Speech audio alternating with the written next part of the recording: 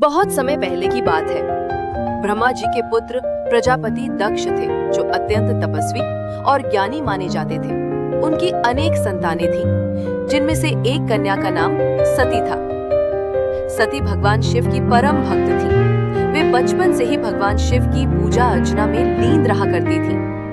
उन्होंने मन ही मन शिव को ही अपना पति मान लिया था। जब सती विवाह योग्य हुई तो प्रजापति दक्ष को उनके लिए योग्य वर की चिंता हुई, लेकिन सती ने स्पष्ट कह दिया कि वह केवल भगवान शिव को ही अपना पति मानेगी। यह सुनकर दक्ष बहुत क्रोधित हो गया, क्योंकि वो भगवान शिव को एक तपस्वी, भिक्षाटन करने वाला, मसान में रहने वाला, शव के ऊपर बैठने वाला, भूत प्रेतों का स्वामी समझता था। उसे यह स्वीकार नहीं था कि उसकी कन्या का विवाह ऐसे असभ्य और असंभ्रांत देवता से हो। किंतु सती की आस्था अडिग थी। उन्होंने कठिन तपस्या की, जिससे समस्त देवता भी प्रभावित हो गए। अंततः भगवान शिव स्वयं प्रकट हुए और सती को पत्नी रूप में स्वीकार किया। ब्रह्मा और विष्णु आदि देवताओं ने भी इस विवाह को संपन्न कराया। सती का विवाह भगवान शिव से अत्यंत भव्य रूप से संपन्न हुआ। वे कैलाश पर्वत पर रहने लगे। दोनों एक दूसरे से अत्यंत प्रेम करते थे, लेकिन प्रजापति दक्ष को यह बात कभी भी स्वीकार नहीं हुई। वह सदा शिव के प्रति द्वेष भावना रखता था। एक बार दक्ष ने एक भव्य यज्ञ का आयोजन किया। इसमें सभी देवताओं, ऋषियों और ब्रह्मांड के प्रमुखों को आमंत्रित किया गया, लेकिन भगवान शिव और सती को आमंत्रण नहीं भेजा गया। यह जानकर सती बहुत दुखी हुई। उन्होंने शिव से कहा कि उन्हें अपने पिता के यज्ञ में जाना चाहिए, क्योंकि यह एक पारिवारिक अवसर है। शिव ने सती को रोका और कहा कि जहां अपमान हो वहां जाना उचित नहीं है।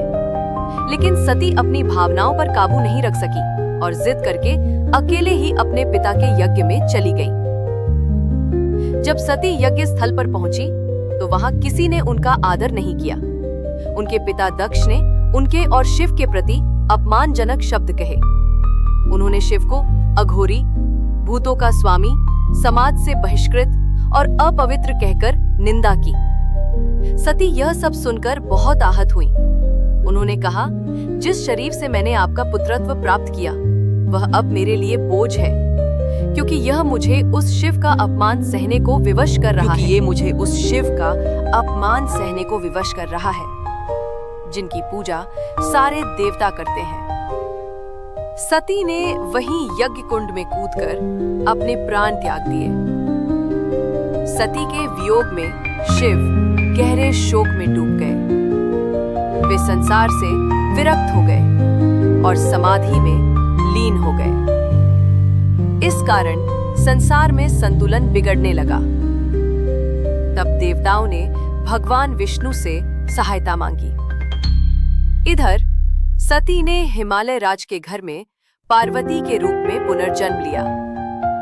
पार्वती बचपन से ही भगवान शिव की उपासना में लीन थी।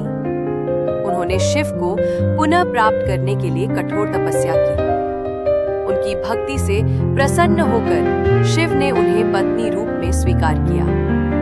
इस प्रकार सती और शिव का मिलन पुनः पार्वती और शिव के रूप में हुआ। आगे चलकर पार्वती को शिव की अर्धांगिनी, शक्ति और जगत जननी माना गया।